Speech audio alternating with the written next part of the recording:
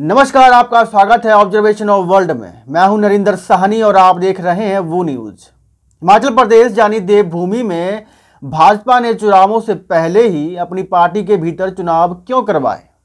क्या पार्टी में सब कुछ ठीक ठाक चल रहा है? क्या ऑल इज वेल है या फिर दाल में कुछ काला है, कुछ गड़बड़ है? क्यों आनन फानन में बीजेपी ने अपनी पार्टी के भीतर ही चुनाव करवाए? जो बीजेपी ने हिमाचल में 40 सालों से नहीं किया, वो अब क्यों किया? इसकी आवश्यकता ही क्यों पड़ी? आइए जानते हैं सब कुछ इस रिपोर्ट में। आखिर बीजेपी को इसकी आवश्यकता क्यों पड़ी? हिमाचल प्रदेश में 5 साल से सरकार चला रही बीजेपी में कैंडिडेट्स को लेकर इतनी जबरदस्त उलझन है कि पार्टी हाईकमान ऐसा कुछ करवाने पर मजबूर हो गया है जो 40 साल में कभी नहीं हुआ। पार्टी ने राज्य की सभी 68 सीटों पर रविवार को अचानक गुप्त मतदान करवाया। बीजेपी हाईकमान ने इसके लिए दिल्ली से हेलीकॉप्टर में मतपेटियां भेजी और वोटिंग के तुरंत बाद वापस दिल्ली मंगवा ली। वोटिंग में पार्टी के कार्यकारिणी सदस्यों और फ्रंटल संगठनों के चुनिंदा पदाधिकारियों से उम्मीदवारों को लेकर 3 चॉइस पूछी गई। हिमाचल विधानसभा चुनाव के नॉमिनेशन शुरू होने से एक दिन पहले मंडल स्तर पर कराई गई गुप्त मतदान की इस पूरी प्रक्रिया के पीछे कई कारण रहे हैं। आइए उन्हें सिलसिलेवार ढंग से जानने की कोशिश करते हैं। सबसे पहला कारण, अलग अलग सर्वे रिपोर्ट से कंफ्यूजन क्रिएट हुआ। भाजपा हाईकमान ने हिमाचल में मिशन रिपीट का टारगेट रखा है। यह टारगेट रखने से पहले प्रदेश में अलग अलग लेवल के 3 सर्वे कराए गए। इनमें से पहला सर्वे एक प्राइवेट फर्म से करवाया गया। दूसरा सर्वे पार्टी ने अंदरूनी लेवल पर खुद किया। तीसरे सर्वे के लिए राष्ट्रीय स्वयंसेवक संघ की सहायता ली गई। संघ के स्वयंसेवकों ने हिमाचल के हर विधानसभा क्षेत्र में ग्राउंड लेवल पर जाकर वर्किंग की।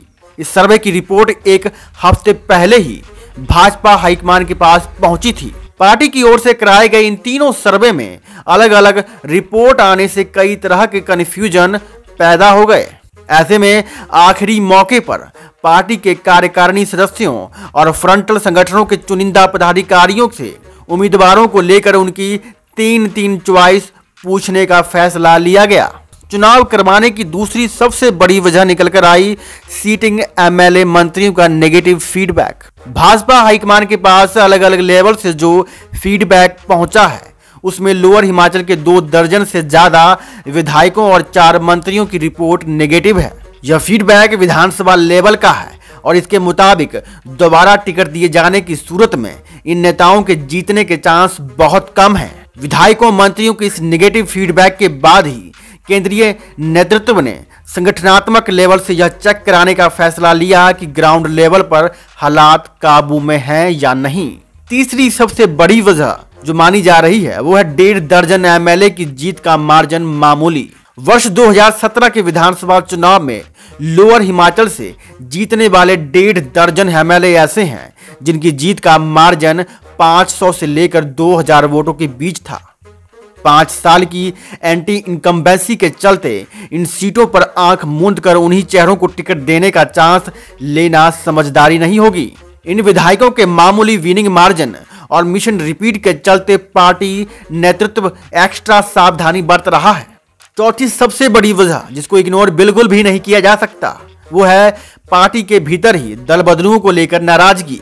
हिमाचल का सियासी रिवाज बदलने वाले बीजेपी हाईकमान ने पिछले कुछ महीनों में कांग्रेस में काफी तोड़फोड़ की है। 2 कांग्रेसी एमएलए के अलावा 2 निर्दलीय विधायकों को भी पार्टी में शामिल कराया गया है। कांग्रेस से कुछ दूसरे नेता भी आए हैं। इनमें से कुछ पार्टी के मौजूदा सिस्टम से नाराज हैं और किसी भी समय बीजेपी को टाटा बोल सकते हैं। ऐसे में इन्हें जिस सोच और मंशा के साथ लाया गया था वह शायद ही पूरी हो।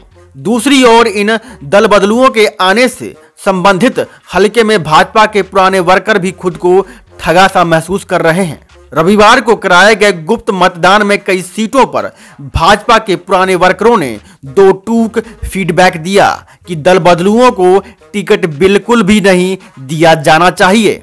भाजपा हाईकमान की ओर से कराए गए गुप्त मतदान और इसके लिए अपनाई गई प्रक्रिया से खुद पार्टी के अधिकतर नेता भी भौचक्के हैं। इमरजेंसी कॉल करके बुलावा मिलने और हेलीकॉप्टर में मतपेटियां आते जाते देखकर उन्हें भी ज्यादा कुछ समझ नहीं आया, क्योंकि हिमाचल में पिछले 40 साल में ऐसा कभी नहीं हुआ, इसलिए उनकी हैरानी स्वाभाविक है। बीजेपी हाईकमान ने हिमाचल में अपने संभावित उम्मीदवारों के बारे में फीडबैक लेने के लिए जो एक्सरसाइज की, उसे लेकर पार्टी के अंदर कई सवाल पूछे जा रहे हैं। पार्टी कार्यकर्ताओं का कहना है कि ग्राम केंद्र और बूथ केंद्रों के अध्यक्ष भाजपा में रीढ़ की हड्डी कहलाते हैं। यदि इस एक्सरसाइज में वोटिंग उनके लेवल पर कराई जाती तो हाईकमान को रियल फीडबैक मिलने के चांस कई गुना बढ़ जाते। वर्करों ने कहा कि रविवार को मंडल स्तर पर सिलेक्टेड पदाधिकारियों से आनन फानन में जो राय जुटाई गई वह धरातल के हालात से कितनी मैच करती है, ये कहना जरा मुश्किल होगा। अब देखना है कि पदाधिकारियों ने अपनी समझ के हिसाब से विधानसभा सीट वाइज जिन 3 चेहरों को टिकट के लिए रेटिंग दी है वही उम्मीदवार बनाए जाते हैं, या हाईकमान उनसे अलग जाकर कुछ और फैक्टर्स को भी टिकट आवंटन में अप्लाई करता है। भाजपा के इस चुनाव को लेकर आप क्या सोचते हैं? आप अपनी राय हमें कमेंट बॉक्स में जरूर लिखें। अगर हमारी ऑब्जर्वेशन आपको अच्छी लगे तो लाइक और शेयर करें। धन्यवाद। जय हिंद।